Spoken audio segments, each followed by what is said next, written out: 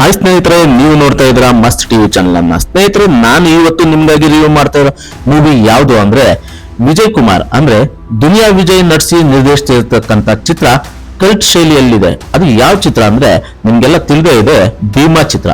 ಭೀಮಾ ಚಿತ್ರ ಇದೇ ಶುಕ್ರವಾರ ಅಂದ್ರೆ ಇವತ್ತು ತೆರೆ ಕಾಣ್ತಾ ಇದೆ. ಈಗಾಗಲೇ ಟ್ರೈಲರ್ ತುಂಬಾನೇ ಅದ್ಭುತವಾಗಿ ಮೂಡಿ ಬಂದು ಟ್ರೈಲರ್ ನಲ್ಲಿ ದುನಿಯಾ ವಿಜಯ್ ಕಡಕ್ ಡೈಲಾಗ್ ಗಳ ಮೂಲಕ ಎಂಟ್ರಿ ಕೊಡ್ತಾರೆ.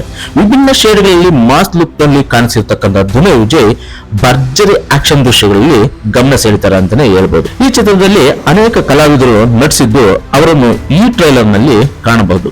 ಹಾಗೆ ಈ ಚಿತ್ರ ಇವತ್ತು ರಿಲೀಸ್ ಆಗಿದೆ. ಜನ ಕೂಡ ಒಳ್ಳೆ ರೆಸ್ಪಾನ್ಸ್ ಮಾಡ್ತಾ ಇದ್ರೆ ಈ ಚಿತ್ರದ ಉದ್ದೇಶ ಏನು ಅಂದ್ರೆ ಸಮಾಜಕ್ಕೆ ಒಂದು ಒಳ್ಳೆಯ ಸಂದೇಶ ಸಾರೋದೇ ಈ ಚಿತ್ರದ ಉದ್ದೇಶ. ಏನದು ಅಂದ್ರೆ ಇತ್ತೀಚಿನ ದಿನಗಳಲ್ಲಿ ಚಿಕ್ಕ ಚಿಕ್ಕ ಕಾಲೇಜ್ ಸ್ಟೂಡೆಂಟ್ಸು ಮತ್ತೆ ಪ್ರತಿ ಚಿಕ್ಕ ಚಿಕ್ಕ ಮಕ್ಕಳು ಕೂಡ ಒಂದು ಡ್ರಗ್ಸ್ ಅನ್ನೋ ಒಂದು ಪಿಡುಗಿಗೆ ದಾಸರಾಗಿ ಹೋಗ್ತಾ ಇದ್ದಾರೆ. ಹಾಗಾಗಿ ಈ ಚಿತ್ರದಲ್ಲಿ ಡ್ರಗ್ಸ್ ಅನ್ನ ನಿರ್ಮೂಲನೆ ಮಾಡ್ತಕ್ಕಂಥದ್ದೇ ಈ ಚಿತ್ರದ ಉದ್ದೇಶ. ಹಾಗೆ ಈ ಚಿತ್ರನ ಮಕ್ಕಳು ಮಾತ್ರ ನೋಡೋದಲ್ಲ, ಕಾಲೇಜ್ ಸ್ಟೂಡೆಂಟ್ಸ್ ಮಾತ್ರ ನೋಡೋದಲ್ಲ, ಫ್ಯಾಮಿಲಿ ಸಮೇತ ಕುತ್ಕೊಂಡು ನೋಡ್ತಕ್ಕಂಥ ಚಿತ್ರ ಈ ಚಿತ್ರ ಅಂತ ಹೇಳ್ಬೋದು. ಹಾಗೆ ಇದರಲ್ಲಿ ಹಾಡುಗಳು ತುಂಬಾ ಸೂಪರ್ ಹಿಟ್ ಆಗಿ ಜನ ಕೂಡ ತುಂಬಾನೇ ರೆಸ್ಪಾನ್ಸ್ ಮಾಡ್ತಾ ಇದ್ದಾರೆ ಅಂತಾನೆ ಹೇಳ್ಬೋದು. ಇವತ್ತು ಈ ಚಿತ್ರ ರಿಲೀಸ್ ಆಗಿದೆ. ರಿಲೀಸ್ ಆಗಿ ಜನ ತುಂಬಾನೇ ಮೆಚ್ಕೊಂಡಿದ್ದಾರೆ.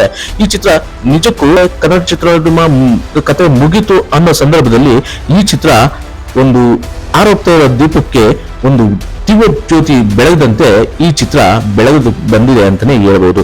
ಈ ಚಿತ್ರ ತುಂಬಾನೇ ಅದ್ಭುತವಾಗಿ ಮೂಡ್ ಬಂದಿದೆ. ನಾನು ಕೂಡ ಈ ಚಿತ್ರನ ವೀಕ್ಷಣೆ ಮಾಡಿದೆ. ದಯವಿಟ್ಟು ನೀವು ಕೂಡ ಈ ಚಿತ್ರನ ಥಿಯೇಟರ್ಗೆ ಹೋಗಿ ವೀಕ್ಷಣೆ ಮಾಡಿ ಅಂತ ಕೇಳ್ತೀನಿ. ಹಾಗೆ ಈ ಚಿತ್ರ ಕನ್ನಡ ಫಿಲಂ ಇಂಡಸ್ಟ್ರಿಗೆ ಒಂದು ಮೈಲಿಗಲ್ಲಾಗುತ್ತೆ ಈ ಸಂದರ್ಭದಲ್ಲಿ ಅಂತ ಹೇಳ್ಬೋದು. ಯಾಕಂದ್ರೆ ಈ ಸಂದರ್ಭದಲ್ಲಿ ಯಾವುದೇ ಸ್ಟಾರ್ ಮಾತ್ರ ಚಿತ್ರಗಳು ಯಾವುದು ಬರ್ತಾ ಇಲ್ಲ. ಹಾಗಾಗಿ ಚಿತ್ರರಂಗ ಸ್ವಲ್ಪ ಸಂಕಷ್ಟದಲ್ಲಿರೋ ಕಾರಣಕ್ಕೆ ಈ ಚಿತ್ರ ದುನಿಯಾ ವಿಜಯ್ ಅವರು ಮಾಡಿರ್ತಕ್ಕಂಥ ಭೀಮಾ ಚಿತ್ರದ ಮೂಲಕ ಕನ್ನಡ ಚಿತ್ರರಂಗಕ್ಕೆ ಸ್ವಲ್ಪ ಏನಾದರೂ ಚೇತರಿಕೆ ಬರಬಹುದು ಅನ್ನೋದು ನಮ್ಮೆಲ್ಲರ ಆಶಯ. ಹಾಗೆ ಕನ್ನಡ ಚಿತ್ರರಂಗ ಇನ್ನೂ ಚೆನ್ನಾಗಿ ಬೆಳೀಲಿ ಅನ್ನೋದು ನಮ್ಮೆಲ್ಲರ ಆಶಯ. ಹಾಗೆ ಕನ್ನಡ ಚಿತ್ರಮಂದಿರದಲ್ಲಿ ಹೋಗಿ ನೋಡಿ, ಕನ್ನಡ ಚಿತ್ರಗಳಿಗೆ ಸಪೋರ್ಟ್ ಮಾಡಿ ಅಂತ ಕೇಳ್ತಾ ತಮ್ಮೆಲ್ಲರಿಗೂ ಕೊನೆಯದಾಗಿ ನಮಸ್ತೆ, ವಂದನೆಗಳು. ಜೈ ಹಿಂದ್, ಜೈ ಕರ್ನಾಟಕ.